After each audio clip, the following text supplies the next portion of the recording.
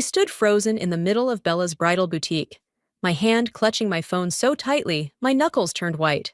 What do you mean someone already picked up my dress? The saleswoman shifted uncomfortably behind the counter. Your mother-in-law, Mrs. Martin, came in yesterday. She had all the paperwork and said you'd asked her to collect it. My name is Maria, and this was the moment my perfect wedding started to unravel. I'd spent months planning every detail, from the hand-painted invitations to the garden venue that reminded me of my grandmother's house. But standing there in my ballet flats, still in my work clothes from the graphic design studio, I felt my world tilt sideways. That's impossible, I said, my voice steadier than I felt. I never gave her permission to. My phone buzzed. A text from my best friend Scarlett. Did you see Marley's Instagram story? I opened Instagram with trembling fingers, and there it was. Hassan's ex-girlfriend, Marley, twirling in my wedding dress. The caption read, "Sometimes things find their way back to their rightful owner. Blessed, share second chances." I need to sit down, I mumbled. The saleswoman rushed to bring me a chair.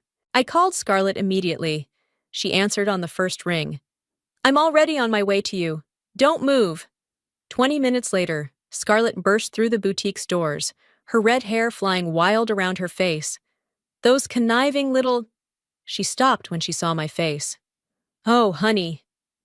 Olive gave my dress to Marley, I said flatly. Hassan's mother gave my wedding dress to his ex-girlfriend. Have you called Hassan? I shook my head. He's in surgery until 6. Hassan was a resident at Memorial Hospital, which meant long hours and unpredictable schedules. It also meant his mother had plenty of opportunities to meddle in our wedding plans while he was occupied. We need to talk to Olive, Scarlett declared, already pulling out her phone. No, I said, standing up. Something shifted inside me, a quiet determination replacing the initial shock. No, we're not going to confront anyone, not yet. Scarlett raised an eyebrow. Maria, I walked to the window, watching people pass by on the street outside. You know what's funny? I design wedding invitations for a living.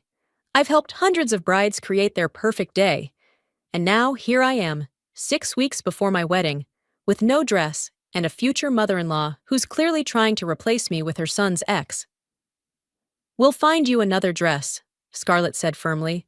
Something even better. I turned back to her, a plan already forming in my mind. Oh, we'll do better than that. I pulled out my phone and dialed another number. Who are you calling? Addison. Remember that empty warehouse space she's been trying to sell? The one with the exposed brick walls and skylights? Scarlett's eyes widened. Maria, what are you thinking? I'm thinking it's time to show Olive Martin exactly who she's dealing with. I waited as the phone rang. Hi, Addison. It's Maria. Remember how you said that warehouse space would make an amazing event venue? I need a favor. When I hung up, Scarlett was staring at me. You're not just getting a new dress, are you? I smiled, feeling calmer than I had all day. Olive wants to play games? Fine. But she forgot one thing. I don't just design weddings, I transform them. And now, I'm going to create something so spectacular, it'll make that stolen dress look like a tablecloth. What about Hassan? Scarlett asked quietly. Hassan needs to see exactly what his mother and ex are capable of, I replied. And he needs to make a choice. But first, we have work to do. I gathered my bag and headed for the door, my mind already racing with ideas. Scarlett hurried after me. Where are we going? To my studio. I have some designs to sketch, and we have some calls to make. I pushed open the boutique door, the little bell chiming overhead. Olive thinks she can break me by stealing my dress. She has no idea what I'm capable of when someone threatens what's mine. As we walked to my car, Scarlett linked her arm through mine. You know this means war, right? I nodded, feeling stronger with every step. Yes, but I'm not going to fight dirty. I'm going to fight beautiful. And when I'm done, everyone will know exactly who deserves to wear white at my wedding. The hum of my sewing machine filled my studio as midnight approached. Yards of ivory silk and delicate lace surrounded me.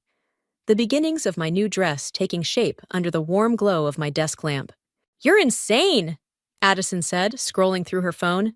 "Brilliantly insane, but still insane. The warehouse is yours, by the way. My boss practically gave it away when I mentioned your name. Apparently, you designed his daughter's wedding invitations." I smiled, not looking up from my work. "The ones with the hand-painted butterflies." She cried when she saw them. Scarlett emerged from the storage room carrying more supplies. "The vendor calls are done. Everyone's on board with the venue change, and they've all sworn to secrecy." "Even the florist?" I asked, knowing how much Olive had charmed her. "Especially the florist. When I told her what happened to your dress, she called Olive some words I can't repeat in polite company." The door chimed, and Hassan's voice carried through the studio. "Maria, are you still working?" I quickly covered the dress materials, while Scarlett and Addison positioned themselves strategically in front of my workstation. "In here!" I called out, trying to sound casual. Hassan appeared in the doorway, still in his scrubs. "Hey, I tried calling. Oh, hi everyone." He looked confused at finding my studio full at this hour. "What's going on?" "Just working on some last-minute wedding details," I said, standing to kiss him hello. He smelled like hospital soap and coffee. "Mother mentioned she helped with the dress today," he said, and my heart skipped a beat. "She said something about alterations?" Scarlett made a choking sound that she quickly turned into a cough. "Did she tell you anything else about the dress?" I asked carefully. "No, just that she was handling it. You know how she is, always wanting to help." He smiled tiredly. "I'm just glad you two are getting along better." Behind him, Addison was making frantic cutting motions across her throat. "Hassan," I said slowly, "when was the last time you talked to Marley?" He frowned. "Marley? Not since we broke up 2 years ago. Why?" "No reason. Just curious." I changed the subject quickly. "How was surgery?" "Exhausting. Listen, Mother wants us all to have dinner tomorrow night. Says she has some kind of surprise." "I bet she does," Scarlett muttered under her breath. "What?" "She said we'd love to come," I interrupted smoothly. "Right, girls?" They nodded, perhaps a bit too enthusiastically. After Hassan left, promising to pick me up for dinner tomorrow, Scarlett exploded. "He has no idea. His own mother is trying to replace you with his ex, and he's completely clueless." "He's working 80-hour weeks," I said, uncovering my work in progress. "He barely has time to sleep, let alone notice his mother's schemes." "But let tomorrow happen," I said firmly, returning to my sewing. Sometimes people need to see things for themselves. The next evening, Hassan and I pulled up to his mother's house. Through the window, I could see extra places set at the dining table. "Odd," Hassan said. "Mother didn't mention other guests." "Didn't she?" I murmured. We walked in to find Olive arranging flowers in the foyer. "Darling!" she exclaimed, embracing Hassan while barely acknowledging me. "I hope you don't mind, but I invited a few special guests." On cue, the dining room door opened, and there stood Marley, wearing a familiar smile and an even more familiar dress, my original wedding gown. Hassan froze. "Marley, what are you—" "Surprise!" Olive clapped her hands. "Isn't it wonderful? When I saw Marley at church last Sunday, it felt like a sign from above. And doesn't she look absolutely stunning in that dress?" I watched Hassan's face as realization slowly dawned. That's Maria's wedding dress." "Oh, but it suits Marley so much better, don't you think?" Olive said sweetly. "It was clearly meant to be hers all along." The room went silent. I could feel everyone watching me, waiting for the explosion, the tears, the drama. Instead, I smiled and pulled out my phone. "You're right, Olive. That dress does belong to Marley now." I pressed send on a pre-written text. "And I hope she enjoys it as much as I'm going to enjoy what comes next." Scarlett and Addison's phones buzzed simultaneously. Our signal to begin phase 2. "What does that mean?" Olive demanded, her smile faltering. I turned to Hassan, whose face had gone pale with understanding. "Would you like to see my real wedding dress? The one I've been making myself?" It's almost finished, and I think you'll find it fits perfectly, in every way that matters. The look of horror on Olive's face was worth every sleepless night I'd spent creating my masterpiece. Sometimes the best revenge isn't served cold, it's served with style. The tension at Olive's dining table could have been cut with one of her prized silver knives. Hassan sat rigid beside me, his dinner untouched, while Marley kept smoothing my stolen wedding dress with trembling hands. More wine, Maria? Olive's voice dripped honey. You've barely touched your glass. I'm fine, thank you. I speared a piece of roasted asparagus. Though I must say, Marley, you should be careful with that champagne. Silk stains terribly, and that dress was quite expensive. Marley's glass froze halfway to her lips. Speaking of expenses, Olive chirped, Hassan, darling, remember how Marley used to help at the hospital charity galas? She was telling me she's still involved in fundraising. That's nice, Hassan mumbled, pushing food around his plate. Unlike some people who spend all day drawing pretty pictures, Olive continued, shooting me a pointed look. I dabbed my lips with my napkin. You mean my wedding invitation business? The one that paid for that dress you gave away? Scarlett, who'd been uncharacteristically quiet, suddenly spoke up. Oh, Maria, I meant to ask. Didn't you design invitations for the governor's daughter's wedding? I did, I smiled. In fact, she's been wonderfully supportive of my recent creative decisions. Olive's fork clattered against her plate. What creative decisions? You'll see. Actually, speaking of invitations, I reached into my purse and pulled out a stack of elegant envelopes. I have something for everyone. But we already have wedding invitations, Marley protested. Do you? I placed one in front of each person. I don't recall sending you one, Marley, though I suppose you thought wearing my dress was invitation enough. Hassan picked up his envelope, frowning at the intricate design. Maria, what is this? Open it. One by one, they broke the seals. Inside each envelope was a hand-painted invitation, featuring a phoenix rising from ashes, with details for a wedding at a location none of them recognized. But this isn't the garden venue we booked, Olive sputtered. No, it's not. I took a sip of water. Consider this your formal invitation to my actual wedding, the one where I'll be wearing a dress I designed myself, in a venue that reflects who I really am, not who you think I should be. This is ridiculous. Olive stood up, her chair scraping against the hardwood floor. Hassan, tell her this is ridiculous.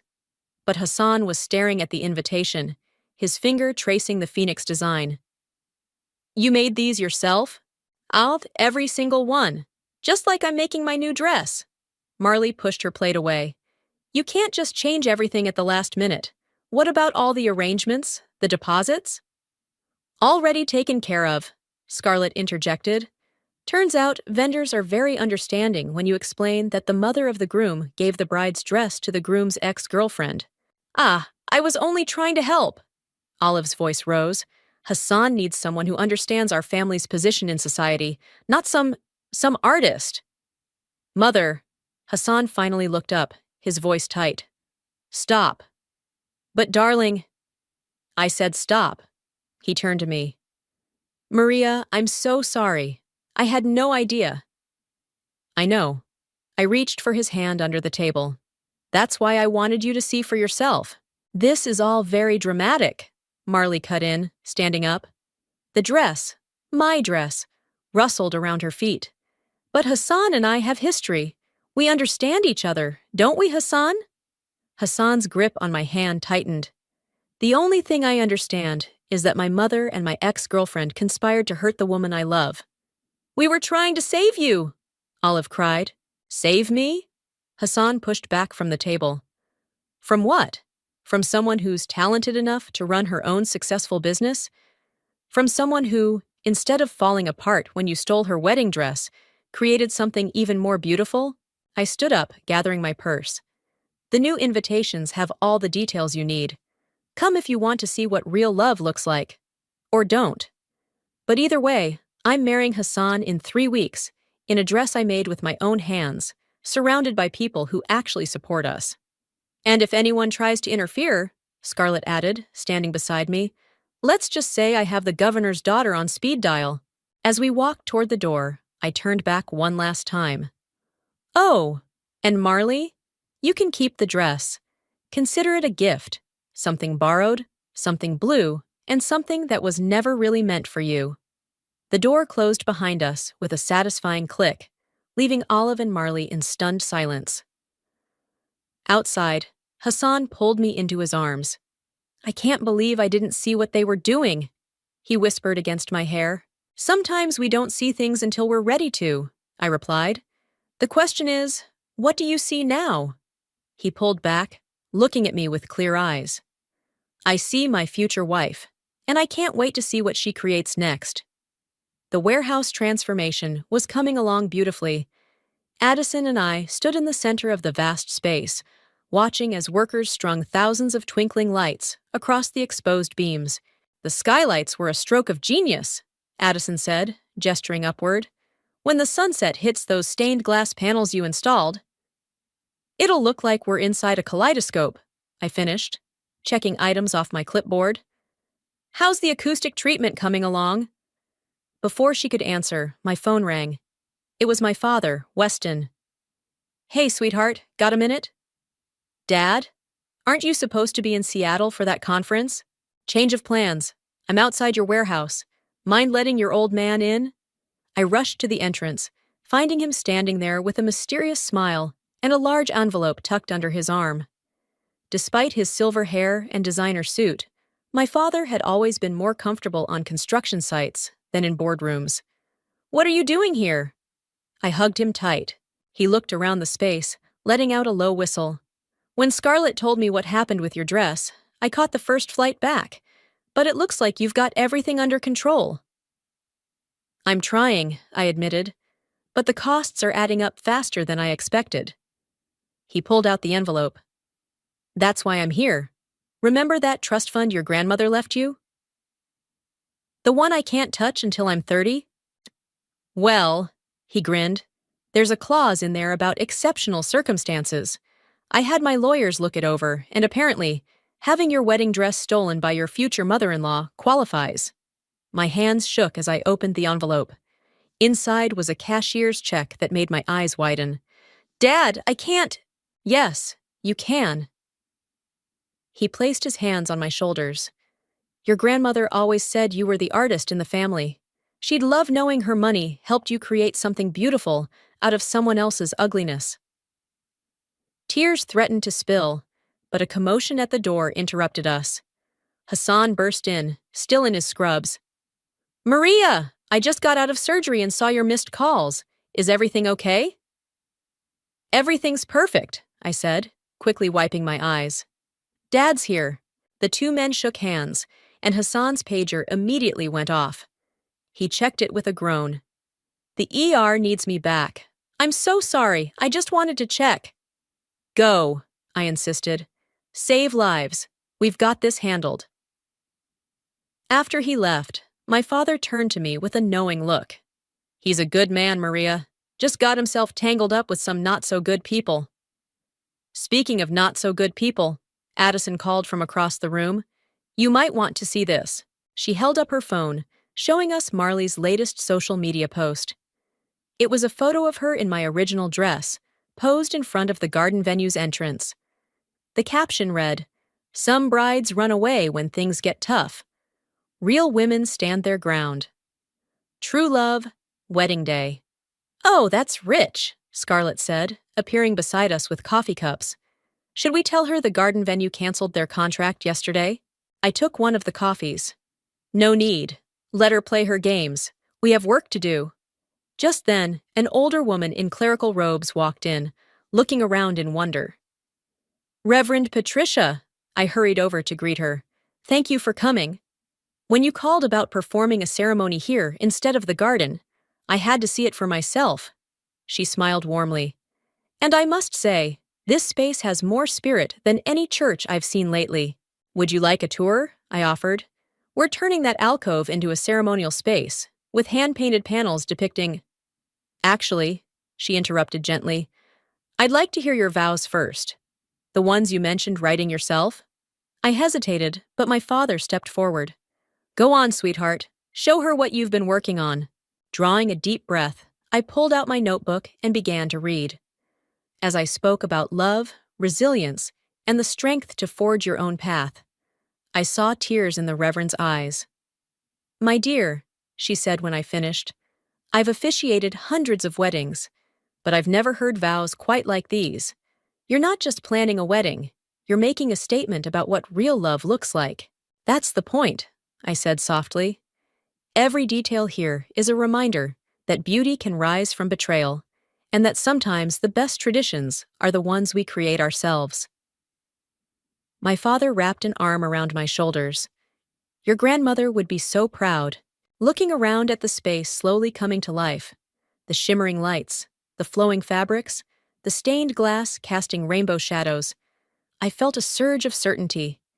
This wasn't just a backup plan anymore. This was exactly where I was meant to be. All right, team, I called out, clapping my hands. Let's make some magic happen. The night before my wedding, I sat cross-legged on my studio floor, surrounded by scattered rose petals and half-empty champagne glasses. My dress hung nearby, catching the moonlight through the window, a cascade of hand-embroidered silk that had consumed every spare moment of the past 3 weeks. Okay, final checklist, Scarlett announced, waving her phone. Venues ready, catering confirmed, photographers briefed, security hired. Security? Addison looked up from where she was arranging welcome bags. You really think Olive and Marley would try something? After what I heard today? Scarlett snorted. Absolutely. I paused in my task of writing place cards. What did you hear? Olive's been telling everyone the garden venue wedding is still happening. She and Marley spent yesterday doing a full rehearsal there.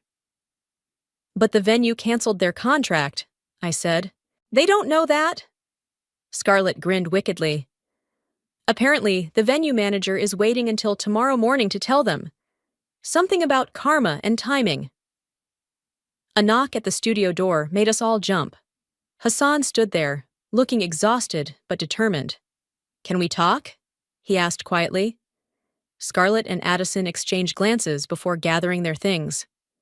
We'll finish these at my place, Scarlett said, hugging me. Try to get some sleep, bride-to-be. Once we were alone, Hassan sat down beside me among the rose petals. I just came from my mother's house. And?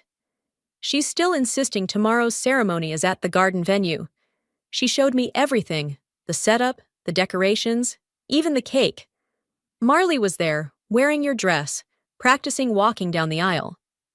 He ran a hand through his hair. It's like they're living in some alternate reality. What did you say to them? Nothing, I just left. He turned to face me. Maria, I need you to know something. Tomorrow, I don't care if the ceremony is in this studio, or that warehouse, or the parking lot of the hospital. I don't care what anyone's wearing or who shows up. I just want to marry you. I touched his face gently. Even if it means standing up to your mother? Especially then. He pulled out his phone. Look what she sent me an hour ago. It was a photo of him and Marley from years ago, with the message, Remember how happy you were? It's not too late to fix this mistake. She's been sending these all week, he continued. Old photos, memories, guilt trips. But looking at them now, I don't see happiness. I see someone who was trying to be who everyone else wanted him to be. A car horn honked outside. Scarlett, coming back for her forgotten purse. Hassan stood up. I should go. Bad luck to see the bride before the wedding and all that. Hassan, I called as he reached the door. Tomorrow morning, when they show up at the garden venue. He smiled. Don't worry. I've arranged for someone to film their reaction when they find out it's been canceled. Consider it my wedding gift to you. After he left, I walked to my dress, running my fingers over the intricate beadwork I'd stayed up countless nights to complete. My phone buzzed with a text from an unknown number. It was a photo of Marley in my original dress, captioned, Last chance to back down gracefully. I replied with a single image. A phoenix, rising from flames, identical to the one I'd painted on the new invitations. Then I blocked the number. Another knock at the door revealed my father, carrying 2 cups of tea. "Thought you might need this," he said, settling into a chair. "Your mother used to say no bride sleeps the night before her wedding." "Did she sleep before hers?" He laughed. "Not a wink. She was too busy rewriting her vows for the 100th time." His expression softened. "She would have loved seeing you stand up for yourself like this." "I wish she was here," I whispered. "She is, sweetheart. In every stitch of that dress, in every detail you've planned." He pulled something from his pocket, a delicate silver bracelet. "She wore this at our wedding, said it gave her strength." As he fastened it around my wrist, my phone lit up with messages from Scarlett. "Security's all set. Photographers positioned at both venues. Everything's ready. Get some rest, boss lady. Tomorrow we show them what a real bride looks like." I looked around my studio, at the dress that represented my defiance, the place cards written in my own hand, the scattered petals and empty glasses that told the story of friendship and resilience. "Dad?" I said, sipping my tea. "I think I'm ready." He squeezed my hand. "Of course you are. You've always been ready. Some people just needed a wake-up call to see it." Outside, the city lights twinkled like the thousands of fairy lights waiting in my transformed warehouse. Tomorrow would bring its own drama, but tonight, surrounded by the evidence of everything I'd created, I felt nothing but peace. "They're here!" Scarlett burst into my preparation room at the warehouse, waving her phone. "You have to see this live stream from the garden venue." I was getting my makeup done, but I couldn't resist. Addison, my father, and the makeup artist all crowded around to watch. The video showed Olive and Marley arriving at the garden venue in full wedding regalia, Marley still wearing my original dress, now adorned with additional beading that made it look gaudy. They were surrounded by a small crowd of guests, all looking confused as they faced the locked gates. "The venue manager is about to make her announcement," Scarlett whispered excitedly. We watched as a professional-looking woman approached the group. Even through the phone's small speaker, we could hear Olive's shrill voice. "What do you mean canceled? We have everything arranged." "I'm sorry, Mrs. Martin, but as I explained in yesterday's email, your contract was voided when we discovered the fraudulent misrepresentation. We don't condone deceptive practices." "Huh? Fraudulent?" Marley stepped forward. "But I'm the bride." "According to our original contract, Maria Walker is the bride, and since she's getting married at another venue today, this ceremony is unauthorized." The crowd began to murmur. Someone shouted, "Another venue?" "This is outrageous!" Olive's face had turned scarlet. "My son is supposed to be here any minute." "Actually," the manager consulted her tablet, "Dr. Martin confirmed he'll be at the warehouse venue on Oak Street. In fact, most of your guests are already there." The video cut off as chaos erupted, but not before we caught Marley's mascara-streaked face crumpling in realization. "Karma's a beautiful thing," Addison said, returning to arranging my veil. My phone buzzed with a text from Hassan. "Just saw Mother and Marley's grand entrance fail. Getting ready at the hospital, then heading your way. Can't wait to see you, and your dress." "Speaking of the dress," my father said, "are you ready to put it on?" I nodded, stepping behind the vintage screen we'd set up. Scarlett helped me into my creation, ivory silk that flowed like water, with hand-embroidered phoenixes rising from the hem to the bodice, their wings traced in gold thread that caught the light with every movement. When I emerged, my father's eyes filled with tears. "Your mother would have—" He couldn't finish. "I know, Dad." I hugged him carefully, avoiding makeup smudges. Suddenly, Addison's phone chimed. Her eyes widened as she read the message. Guys? We might have a situation. Olive and Marley just pulled into the parking lot." "What?" Scarlett rushed to the window. "Oh my God! They're heading for the entrance. Should I tell security to—" "No," I said, smoothing my dress. "Let them in." "Maria, are you sure?" "Absolutely." I checked my reflection one final time. They wanted to see a real bride? Let's give them a show. Minutes later, we heard the commotion in the main space. I stepped out of the preparation room just as Olive and Marley burst through the warehouse doors, stopping dead in their tracks at the sight before them. The industrial space had been transformed into something magical. Thousands of lights twinkled overhead, reflecting off the stained glass installations. Flowing fabric draped the walls, and hundreds of hand-folded paper cranes hung in graceful arcs. The guests, already seated, turned to stare at the uninvited visitors. "What? What is this?" Olive stammered. "This," I said, descending the stairs in my handmade gown, "is what happens when you underestimate a bride who designs beauty for a living." Marley's mouth opened and closed soundlessly as she took in my dress, so different from the traditional one she wore. Where hers was now overdone with tacky embellishments, mine was elegant in its simplicity, making a statement through craftsmanship rather than flash. "Hi, security will show you to seats if you'd like to stay," I offered magnanimously. "After all, you did help inspire this." I gestured to the transformed space. "Without your betrayal, I might never have created something so perfectly me." "Hassan will never go through with this," Olive sputtered. "This isn't what we planned." "You're right," a familiar voice called from the entrance. Hassan stood there in his tuxedo, looking at me with pure adoration. "It's better." He walked past his mother and ex-girlfriend without a glance, taking his place beside me. "That dress. You're incredible." "Last chance to run," I whispered. He took my hand, squeezing it tight. "Not a chance. Though I do have one question." "What's that?" "The phoenixes on your dress. They're rising, aren't they? Not burning?" I smiled, hearing Olive's sharp intake of breath behind us. "Rising. Always rising." The music began to play, not the traditional wedding march, but a string quartet's version of our favorite song. As we took our places for the ceremony, I caught Marley tugging self-consciously at my old dress, suddenly aware of how out of place she looked in someone else's story. Reverend Patricia's voice carried through the transformed warehouse as Hassan and I stood before her. The stained glass cast kaleidoscope patterns across the floor, making my handmade dress shimmer with each movement. "Love," she began, "is not about possession or control. It's about growth, support, and the courage to rise above adversity." From the corner of my eye, I saw Olive shift uncomfortably in her seat. She and Marley had been relegated to the back row, where they sat like displaced royalty, their expressions a mix of fury and disbelief.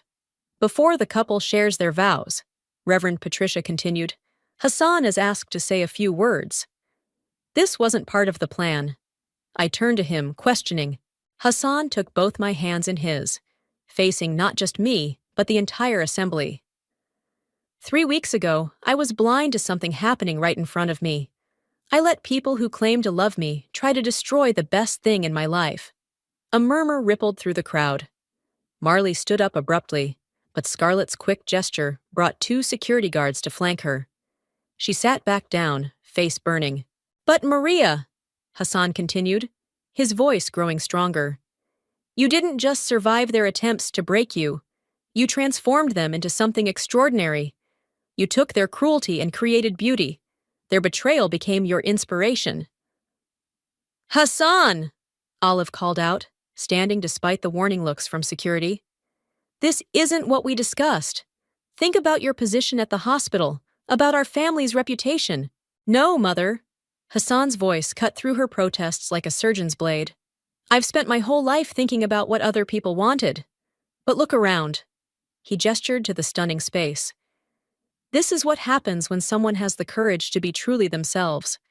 Maria didn't just make a new dress or find a new venue. She showed me what real strength looks like. Tears threatened to ruin my carefully applied makeup, but I held them back as he continued. "So these aren't just my wedding vows, they're my declaration of independence. From manipulation, from false expectations, from anyone who tries to define my happiness on their terms." A sharp crack echoed through the space as Marley snapped her clutch shut and stood again. "This is ridiculous. That dress she's wearing looks like something from a craft fair. The one I'm wearing, the one you bought her, she gestured to Olive, is a real wedding dress. Is it? I finally spoke, my voice clear and calm. Then why does it look so wrong on you? The audience gasped as Marley's face crumpled. She turned to flee, but caught her heel in the dress's hem, my dress's hem, and stumbled. The sound of ripping fabric silenced the room. Security! Scarlett called out smoothly. Please escort Ms. Delgado and Mrs. Martin out. I believe they have a garden venue to return to. As they were led away, Olive's voice carried back. Hassan, please! Think about what you're doing! Hassan didn't even turn around. Instead, he pulled a folded paper from his pocket. My real vows, he said softly. The ones I wrote after I finally opened my eyes. The words he spoke next made every woman in the room sigh, and every man shift self-consciously. He talked about admiration, not ownership. About partnership, not possession. About how true love doesn't dim another person's light, but helps it shine brighter. When it was my turn, I spoke about forgiveness and growth, about how sometimes the wrong path leads you to the right destination. As I described how love should lift you higher instead of tearing you down, I saw several guests dabbing at their eyes. The rings, please, Reverend Patricia requested. My father stepped forward with 2 bands I'd designed myself, simple gold circles with tiny phoenixes etched on the inside, visible only to the wearer. As we exchanged rings, a shaft of sunset light broke through the stained glass, bathing us in rainbow colors. The timing was so perfect that several guests gasped, not knowing I'd planned the ceremony time specifically for this moment. By the power vested in me, Reverend Patricia's voice rang out, I now pronounce you husband and wife. You may kiss the bride. Hassan pulled me close, whispering against my lips. Thank you for showing me what real love looks like. As we kissed, the string quartet began to play, and rose petals fell from hidden dispensers in the ceiling.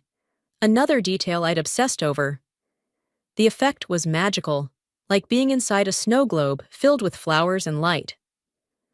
We turned to face our guests as Reverend Patricia announced, I present to you Dr. and Mrs.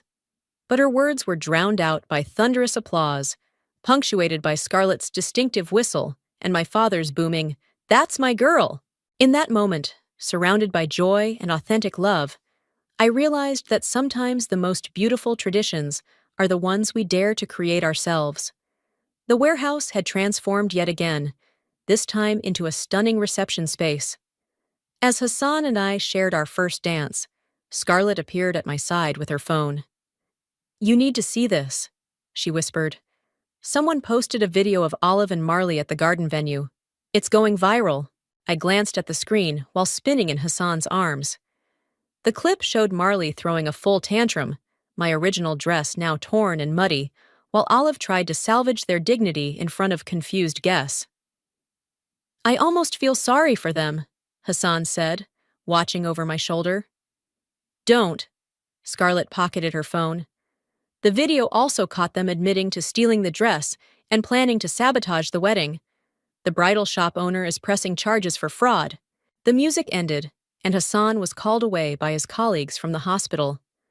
I made my way to the dessert table, where my father stood admiring the cake I'd designed, each tier hand-painted with the same phoenix motif from my dress. Your mother would be proud, he said, hugging me carefully to avoid crushing my dress. Not just of the wedding, but of how you handled everything. Maria! Addison rushed over, looking concerned. Olive's outside, demanding to speak with you. Security's holding her back, but... Let her in, I said, smoothing my dress. It's time to end this properly. Moments later, Olive stormed in, her perfectly coiffed hair now disheveled. How dare you humiliate my family like this? That video... You humiliated yourself, I interrupted calmly. I simply refuse to let your actions define my wedding day. You've ruined everything. The hospital board has already called, questioning Hassan's judgment because of this spectacle. Our reputation is exactly what you deserve. Hassan's voice cut in. He stood beside me, his hand finding mine. The board called to congratulate me on my marriage and to offer me the chief resident position. Olive's face went pale. What? Turns out they were impressed by how we handled a difficult situation with grace, unlike some people. But, but what about tradition? Family values? I gestured to the space around us. Look around, Olive. Every detail here tells our story. The phoenix is rising. That's about transformation and growth. The stained glass? Beauty from broken pieces. Even these flowers were chosen because they bloom in adversity. You don't understand. No, you don't understand, Hassan said firmly. Maria didn't just create a wedding. She created art. And in doing so, she showed everyone exactly why I fell in love with her. Olive's shoulders sagged, the fight finally leaving her. What am I supposed to do now? That depends, I said. Are you ready to be a mother who supports her son's happiness, or are you going to keep trying to control it? Before she could answer, my phone buzzed. It was an email from the governor's daughter, asking if I'd consider featuring my wedding designs in a major bridal magazine. The subject line read, "When betrayal leads to beautiful." Your choice, Olive, I showed her the email. You can either be known as the mother-in-law who tried to ruin her son's wedding, or the woman who learned to celebrate love in all its forms. The story's still being written. She stared at the phone, then at her son, then at me. Finally, she whispered, I'm sorry. Prove it, Hassan said. Not with words, with actions.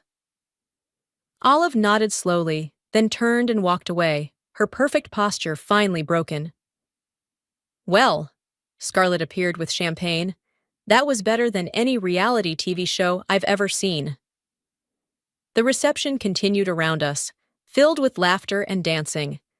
My father clinked his glass for attention. A toast, he called out, to my daughter, who taught us all that sometimes the most beautiful things come from the ashes of what others try to destroy. As glasses raised, Hassan pulled me onto the dance floor again. You know what I love most about your dress? He whispered. What's that? Every phoenix is different. Some are rising, some are soaring, but none of them are looking back. I smiled, thinking of the torn dress Marley had fled in, the garden venue standing empty, and Olive's final choice between pride and love. That's because the best revenge isn't about looking back, I said. It's about creating something so beautiful that people can't help but look forward. The music swelled, and as Hassan spun me under the twinkling lights, I caught my reflection in the windows. I saw not just a bride, but an artist who had turned betrayal into beauty, hurt into healing, and a wedding into a masterpiece. Sometimes the most powerful statement isn't in what you say, but in what you create. And I had created something unforgettable.